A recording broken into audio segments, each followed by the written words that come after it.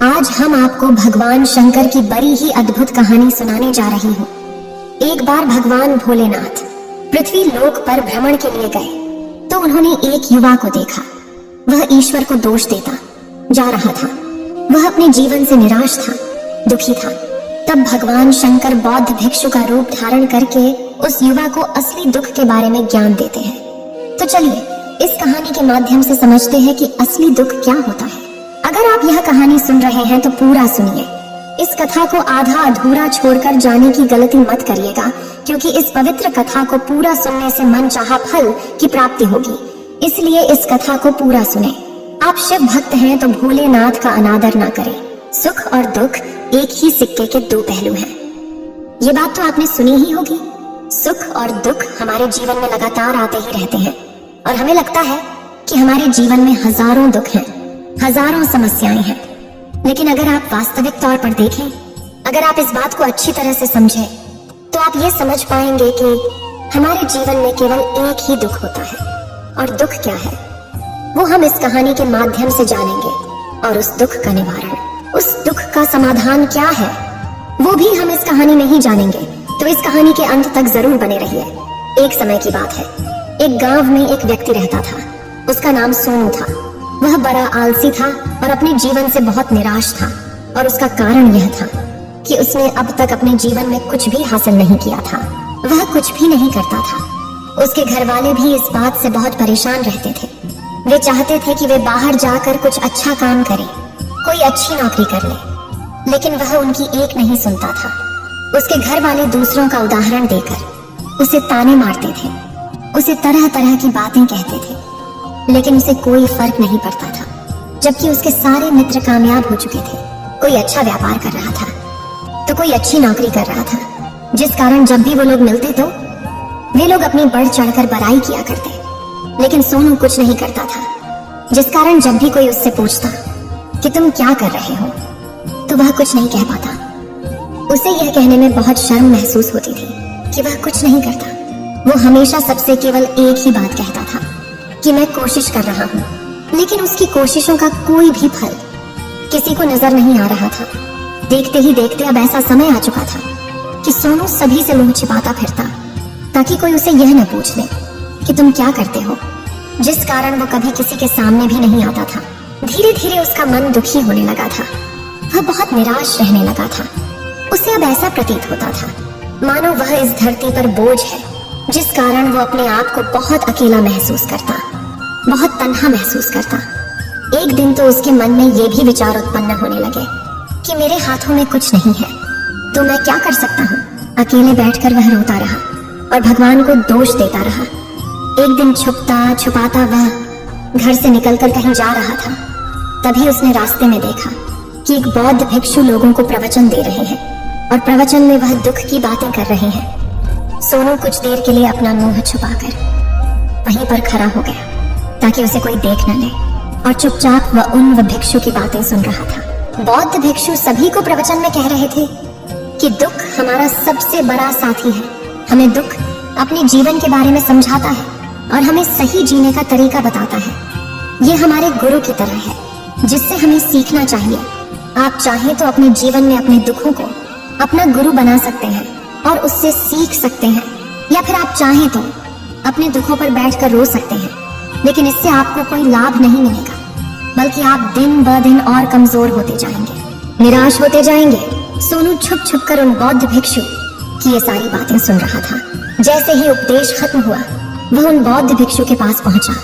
उन्हें प्रणाम करके वह कहता है, हे महात्मा, अभी आप कुछ देर पहले दुख को गुरु बता रहे थे। आप कह रहे थे कि दुखों से हमें सीखना चाहिए, हमें उन्हें अपना गुरु बनाना चाहिए। लेकिन मैं भी तो अपने दुखों से परेशान हूँ, अपने जीवन से परेशान हूँ। मैंने अब तक जो दुख झेला है, मुझे तो कभी ऐसा प्रतीत नहीं हुआ कि मेरे दुख मुझे कुछ सिखा रहे हैं, बल्कि मुझे तो हमेशा यही लगता है कि वो मुझे पीड़ा दे रहे हैं, तकलीफ दे रहे हैं। पर दुख की पीड़ा बहुत भयंकर होती है। ऐसा लगता है अब इसके बाद हमारा जीवन समाप्त हो जाएगा, इसके बाद हमें कुछ नहीं मिलने वाला, और यहाँ तक कि हमें मृत्यु भी उसके सामने कम लगती है। जब लोग ताने मारते हैं, जब लोग ये कहते हैं कि तुम क्या कर रहे हो, तो मन को बहुत ठेस पहुंचती है। और मैं उनसे कुछ नहीं कह पाता। सोनू की ये सारी बातें सुनकर वो बौद्ध भिक्षुक सोनू से कहते हैं, बेटा तुम्हें क्या दुख है और तुम दुख के बारे में ऐसी बातें क्यों कर रहे हो? सोनू ने अपने ऊपर बीती हुई सारी बातें उन बौद्ध भिक्षु को बता दी और कहने लगा, हे महात्मा, क्या आपके पास मेरे दुख का कोई समाधान है? सोनू की यह बात सुनकर वो बौद्ध भिक्षु मुस्कुराने लगे और सोनू से कहते हैं, बेटा जब तुम्हारे जीवन में कोई असली दुख आए तब तुम मेरे पास आना, मैं इसका समाधान तुम्हें अवश्य बताऊंगा। उन बौद्ध भिक्षु की यह बात सुनकर सोनू थोड़ा सा अचरज में पड़ गया। उसे यह समझ नहीं आ रहा था कि क्या उसने अब तक जो दुख झेला है वह असली दुख नहीं है। उसने जो अब तक पीड़ाएं सही हैं, जो ताने सहे हैं, जो तकलीफें उठाई हैं, क्या वह असली दुख नहीं है? आगे वह मन ही मन अपने आप से कहता है कि जब मुझे मेरे अपने नहीं समझ पाए तो ये बौद्ध भिक्षु मुझे क्या समझेंगे। इतना सोचकर वह वहां से चला गया। सभी लोगों के ताने सुन सुनकर सोनू बहुत थक चुका था, तो बहुत निराश हो चुका था, जिस कारण उसने निर्णय लिया कि वह अब कुछ करके दिखाएगा। उसने अपने पिता से थोड़ा सा रुपया लिया और उस रुपया से उसने एक व्यापार शुरू किया। उसके पिता बहुत खुश थे कि कम से कम मेरा बेटा कुछ करने का प्रयास तो कर रहा है, लेकिन उसे व्यापार में कोई सफलता नहीं मिल रही थी, जिस कारण वो बहुत ही हताश हो चुका था। वह बहुत निराश हो चुका था। उसे ये समझ नहीं आ रहा था कि वह क्या करे, किस तरह से अपने व्यापार को आगे बढ़ाए। तभी उसके पिता ने उससे कहा, बेटा कोई बात नहीं, इसी तरह से प्रयास करते रहो, आज नहीं तो कल सफलता अवश्य मिलेगी। सोनू ने अपने पिता की बात मानी और अपने व्यापार में और भी कड़ी मेहनत करने लगा। धीरे धीरे उसे सफलता मिलने लगी और फिर उसने रफ्तार पकड़ ली। देखते ही देखते केवल 3 सालों के अंदर वह एक बहुत बड़ा व्यापारी बन गया। अब उसके पास धन दौलत की कोई कमी नहीं थी। लोग जो उसे पहले नापसंद किया करते थे अब उसे पसंद करते थे, उसकी चिंता करते थे, उसके कार्यों की सराहना करते थे। उसके माता पिता भी अब अपने बेटे से बहुत खुश थे और उसकी सफलता से वे अत्यंत प्रसन्न थे। धीरे धीरे सोनू के मित्रों की संख्या लगातार बढ़ती जा रही थी। सोनू के कुछ मित्रों ने उसे यह भी सलाह दी कि उसे अपना व्यापार और तेजी से बढ़ाना चाहिए, उसे और फैलाना चाहिए। जब तुम आज केवल इस नगर के सबसे बड़े व्यापारी हो तब तुम इतना खुश हो, तुम्हारे साथ ये सारे लोग हैं। वहीं पर तुम सोचो कि जब तुम इस राज्य के सबसे बड़े व्यापारी बन जाओगे तब तुम्हारे यहाँ पर लोगों की भीड़ लग जाएगी। लोग तुमसे मिलने के लिए समय निकालेंगे। यहाँ तक कि इस राज्य का राजा भी तुमसे मिलना चाहेगा, तुम्हारी तारीफ करेगा, और यदि कभी ऐसी जरूरत आन पड़ी तो वह तुमसे धन भी उधार लेने के लिए अवश्य आएगा। सोनू को अपने दोस्त की यह बात बहुत पसंद आई। सोनू ने सोचा कि मेरे मित्र सही कह रहे हैं, मुझे अपने व्यापार को और बड़ा करना चाहिए और फैलाना चाहिए, तभी तो हर कोई मेरे बारे में जान सकेगा, हर कोई मुझे पहचानेगा। उसने बिना देरी किए अपने समय को बिना गवाए अपने व्यापार में और मेहनत करने लगा। लेकिन अब की बार उसके मन में धैर्य नहीं था, जिस कारण उसने कुछ अनुचित कदम उठाए ताकि उसका व्यापार जल्दी से जल्दी और बड़ा हो जाए। उसने कई लोगों से अधिक मात्रा में धन उधार ले लिया, जिससे उसके ऊपर अब काफी ऋण हो चुका था। और इतना ही नहीं, वो यहाँ पर नहीं रुका। उसने अधिक से अधिक मुनाफा कमाने के चक्कर में अपने माल की गुणवत्ता को भी खराब कर दिया, जिससे अब उसके माल में वह बात नहीं रह गई थी जो पहले हुआ करती थी। लेकिन वह अपने मित्रों की बात सुनता रहा। जैसा उसके मित्र कहते थे वो वैसा ही करता चला जा रहा था। यहाँ तक कि उसने अपने व्यापार को और भी तीव्रता से बढ़ाने के लिए अपने दूसरे छोटे व्यापारियों के खिलाफ षड्यंत्र भी रचने शुरू कर दिए, जिस कारण उसके मन में अब पहले जैसा वह सुकून नहीं था। उसे अब रातों को नींद नहीं आती थी।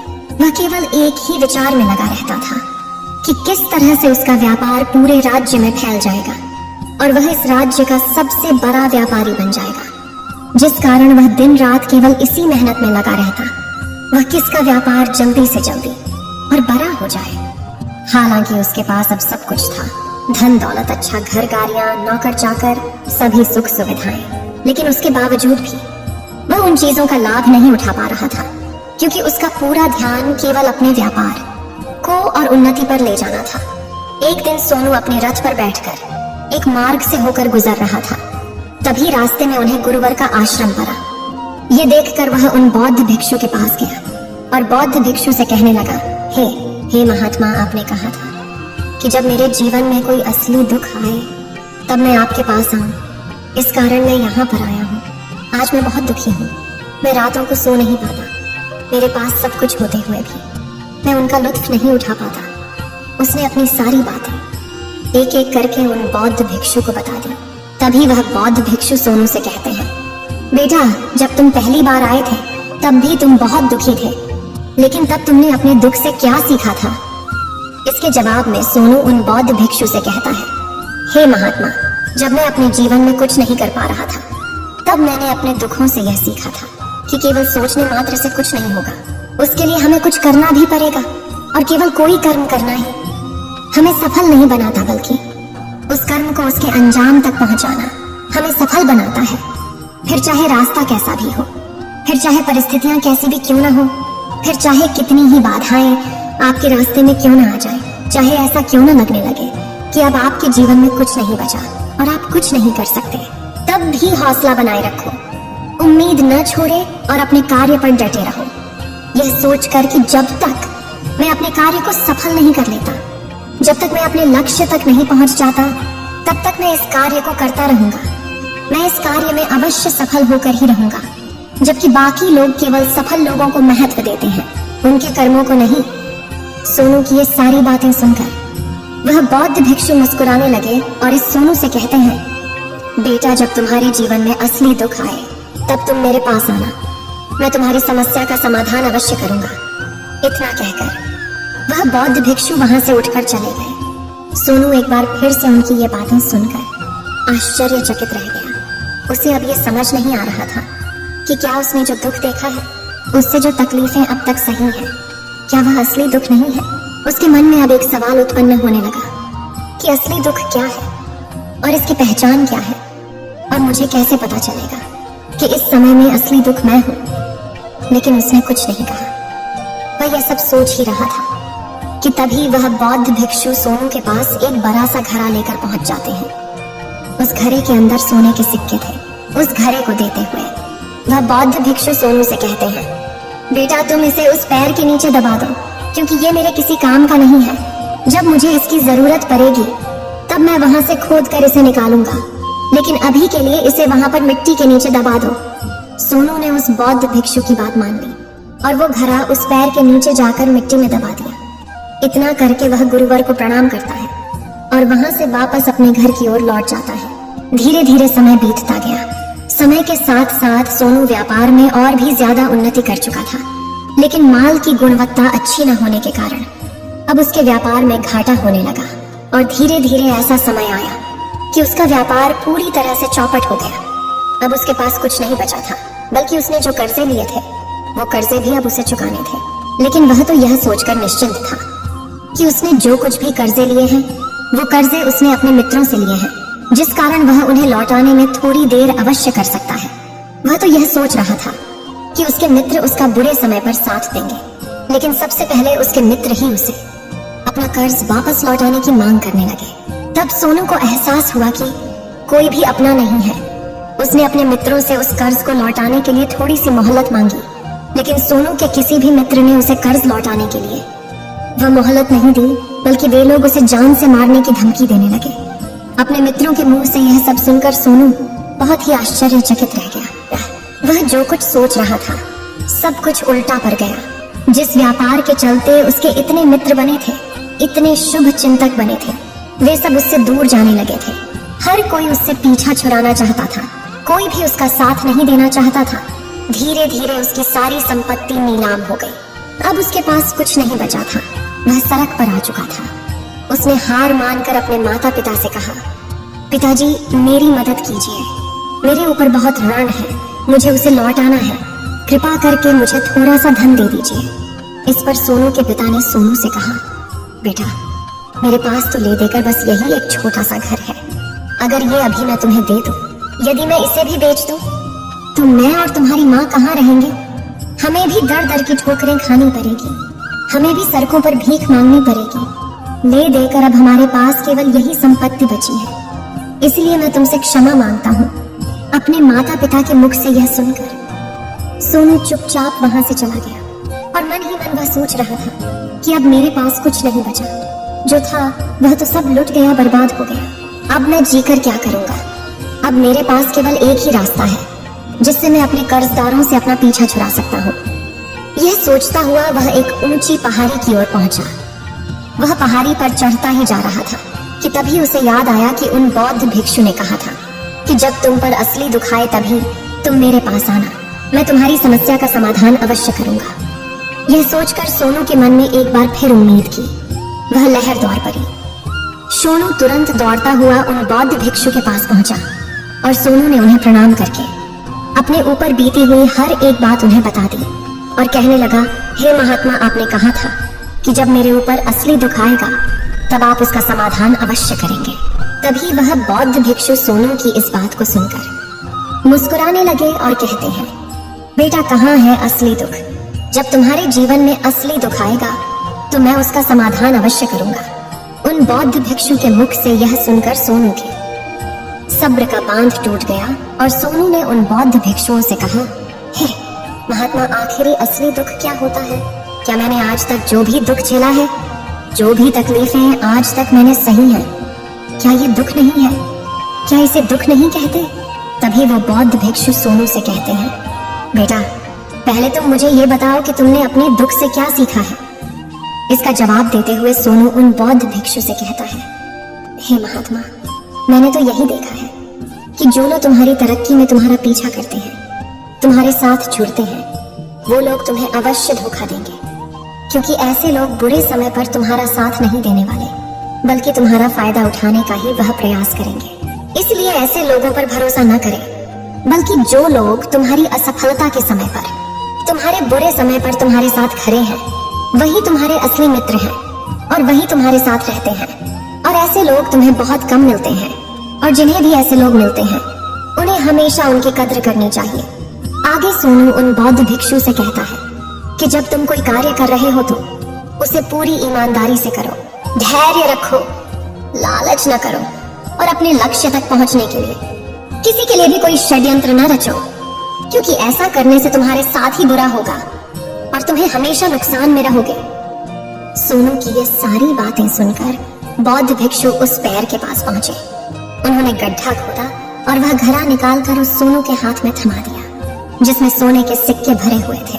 वह घड़ा सोनू के हाथ में थमाते हुए उन बौद्ध भिक्षुओं ने कहा, लो इसे पकड़ो और जब तुम्हारे जीवन में असली दुख आए तब तुम मेरे पास आना, मैं इसका समाधान अवश्य करूंगा। सोनू अब भी बड़ी अचरज में था। उसे यह समझ नहीं आ रहा था कि आखिर ये असली दुख है क्या, लेकिन उसने अपने हाथों में पड़े हुए उस घड़े को देखा जिसके अंदर सोने के सिक्के थे। ये देखकर उसे मन ही मन ये लगा कि चलो अब तो थोड़ी सी राहत अवश्य हो जाएगी, मैं अपने मित्र का वो कर्ज लौटा सकूंगा और एक नया व्यापार भी फिर से आरंभ कर सकूंगा। जिस कारण उसने उन बौद्ध भिक्षुओं को प्रणाम किया, उनका धन्यवाद किया और वहां से चल पड़ा। सोनू ने उस सोने के सिक्कों से सभी का कर्जा लौटा दिया और अपने लिए एक बार फिर से नया व्यापार शुरू किया। व्यापार छोटा था, लेकिन अब की बार सोनू बहुत खुश था। उसने पूरी ईमानदारी, मेहनत और लगन के साथ अपने व्यापार पर काम किया और देखते ही देखते एक बार फिर से वह एक बड़ा व्यापारी बन गया। लेकिन अब की बार वो बहुत खुश था, क्योंकि इस बार उसने कोई लालच नहीं की, न ही किसी के लिए षड्यंत्र रचा, बल्कि उसने पूरी ईमानदारी और मेहनत के साथ अपने व्यापार पर काम किया। लेकिन जैसे जैसे आप धनी होते जाते हैं, जैसे जैसे आप अमीर बनते जाते हैं, आपके मन में एक डर और उत्पन्न होने लगता है, और वह अपनी दौलत को न खो देना, जिस कारण आप लोग दान करना शुरू कर देते हैं, पुण्य करना शुरू कर देते हैं, लोगों की मदद करते हैं, ताकि आपके जीवन में कभी कोई दुख ना आए। लेकिन यह जीवन सुख और दुख का संगम है, जिस कारण हर किसी को सुख और दुख से होकर गुजरना ही पड़ता है। इसी वजह से एक बार फिर से सोनू के जीवन में एक और दुख उत्पन्न हुआ। अब की बार उसके माता और पिता दोनों की मृत्यु हो गई। सोनू अपने माता पिता से बहुत प्रेम करता था, जिस कारण उसके मन को बहुत गहरा आघात पहुंचा। जब आखिरी बार वह उन्हें देख रहा था तो उसके मन में हजारों सवाल उत्पन्न होने लगे। वह अपने घर लौटा। घर लौटकर उसने देखा कि जिस संपत्ति के लिए वह हमेशा लड़ते झगड़ते रहते थे, आज उसकी देखभाल के लिए कोई नहीं था। उसके माता पिता ने जो भी मेहनत की, जो भी अपने जीवन में इकट्ठा किया, सब यही रह गया। लेकिन अब सब कुछ खत्म हो चुका था और सोनू का मन अब बहुत बेचैन हो रहा था। उसके मन में हजारों सवाल उत्पन्न हो रहे थे और वह अपने आप को बहुत अकेला महसूस कर रहा था। उसे बहुत खाली सा महसूस हो रहा था। उसने इधर उधर देखा लेकिन उसे कुछ समझ नहीं आया। तभी उसे उन बौद्ध भिक्षु की याद आई। वे तुरंत ही भागा भागा उन बौद्ध भिक्षु के पास पहुंचा। उसे देखते ही उन बौद्ध भिक्षु ने सोनू से सवाल किया और कहा, क्या बात है बेटा, क्या कोई फिर से दुख आन पड़ा है? तभी सोनू ने कहा, नहीं गुरुदेव, अब तो सब ठीक है, लेकिन आज मेरे माता पिता की मृत्यु हो गई और मैं बहुत अकेला महसूस कर रहा हूँ। मैं बहुत दुखी महसूस कर रहा हूँ, जैसे कुछ खाली सा है, जैसे कुछ अकेलापन सा। तभी वह बौद्ध भिक्षु सोनू से कहते हैं, बेटा, इसमें दुखी होने वाली बात क्या है? यह तो जीवन है, एक दिन तो सभी को जाना है। यहाँ पर कोई भी रहने नहीं आया और ना ही कोई रहेगा। हम सब एक ना एक दिन मृत्यु को प्राप्त हो ही जाएंगे और मृत्यु कब आएगी ये किसी को नहीं पता। हो सकता है कि तुम्हारी मृत्यु कल ही हो जाएगी या फिर आज और अभी। यह सुनकर सोनू आश्चर्यचकित रह गया। उसने उन बौद्ध भिक्षु से कहा, हे महाराज, आप ये क्या कह रहे हैं? मैं तो अभी जवान हूँ और मुझे तो अभी अपनी पूरी उम्र जीना है। मैं तो जीना चाहता हूँ, कुछ करना चाहता हूँ, और आप कह रहे हैं कि मैं कभी भी मृत्यु को प्राप्त हो सकता हूँ। इस पर वो बौद्ध भिक्षु सोनू से कहते हैं, बंदे, इस भ्रम में मत रहना कि मृत्यु केवल बूढ़े को आती है। बूढ़ों के सामने तो उनके जवान बच्चे तक मर जाते हैं। मृत्यु कभी किसी की उम्र देखकर नहीं आती और ना ही किसी को बताकर आती है। उन बौद्ध भिक्षु के मुख से ये सारी बातें सुनकर सोनू और भी ज्यादा बेचैन हो गया और वो चुपचाप वहां से चला गया। उसके मन का वो खालीपन अब भी वैसे ही था। वह भी अपने आप को बहुत अकेला महसूस कर रहा था। उसके बाद से उसका मन अपने व्यापार में भी नहीं लगता। जब भी वह कोई कार्य करता तो उसके मन में ढेर सारे प्रश्न उठने लगते हैं। वो क्या कर रहा है, क्यों कर रहा है, और उसने इस कार्य को क्यों किया? उसके मन में अब एक और प्रश्न उत्पन्न होने लगा था, क्या हम यहाँ पर केवल इसीलिए आते हैं कि इस जीवन को भोगे और एक दिन मृत्यु को प्राप्त हो जाए? वह यह समझ नहीं पा रहा था कि जीवन का असली मतलब क्या है। उसने कई विद्वानों से पूछा, अपनी तरफ से जो मुमकिन हो सकता था खोजबीन की, लेकिन उसे कोई भी जवाब नहीं मिल पा रहा था। और जब उसे कोई जवाब नहीं मिला तो उसका दुख और भी बढ़ गया, जिस कारण उसके मन की बेचैनी और भी बढ़ चुकी थी और उसे यह समझ नहीं आ रहा था कि वह क्या करे, कहाँ जाए, किससे पूछे। तभी उसे फिर से उन बौद्ध भिक्षु की याद आई। वे एक बार फिर से उन बौद्ध भिक्षु के पास पहुंचा और उसने अपने मन की सारी बातें उन गुरुवर को बता दी। तभी वो बौद्ध भिक्षु मुस्कुराने लगे और सोनू से कहते हैं, बेटा, आज पहली बार तुम्हारे जीवन में असली दुख उत्पन्न हुआ है। वास्तव में तो यही है जिसे हम दुख कह सकते हैं, जो दुख कहलाने लायक है कि हमें पता ही नहीं हम क्या कर रहे हैं, कहाँ जा रहे, क्यों जा रहे हैं, वो कौन है, क्या है, क्यों है, हम क्या करना चाहते हैं। तभी सोनू ने कहा, हे महात्मा, मेरे इस दुख का समाधान कीजिए, मुझे इस दुख का निवारण दीजिए। तभी वह बौद्ध भिक्षु सोनू से कहते हैं, हम सबके अंदर क्रोध, लालच, लोभ जैसी कई वासनाएं हमारे अंदर घर करके बैठ जाती हैं, जिस कारण हम अपने जीवन को टुकड़ों में जीते हैं और हमारी चेतना कभी एक नहीं हो पाती। हम कभी एक जगह सोच नहीं पाते, समझ नहीं पाते और हमारी ऊर्जा शक्ति भी पूरी तरह से छिन्न भिन्न हो जाती है। और आजकल के इस दौर में हमारे पास तो इतना भी समय नहीं कि हम एक पल निकाल करके, एक पल के लिए मुड़ कर अपने आप को देख सकें, अपने आप को समझ सकें।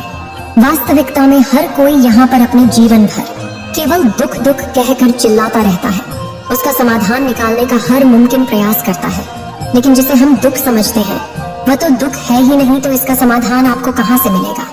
ये तो परिस्थितियां हैं जिसके कारण हम अपने आप को दुखी समझते हैं, अपने आप को तकलीफ में समझते हैं। जैसे हम एक परिस्थिति से निकलते हैं, हम किसी दूसरी परिस्थिति में फंस कर रह जाते हैं। जिस प्रकार हम पहली समस्या का सामना करते हैं, उसी प्रकार हम दूसरी समस्या का भी सामना करते रह जाते हैं।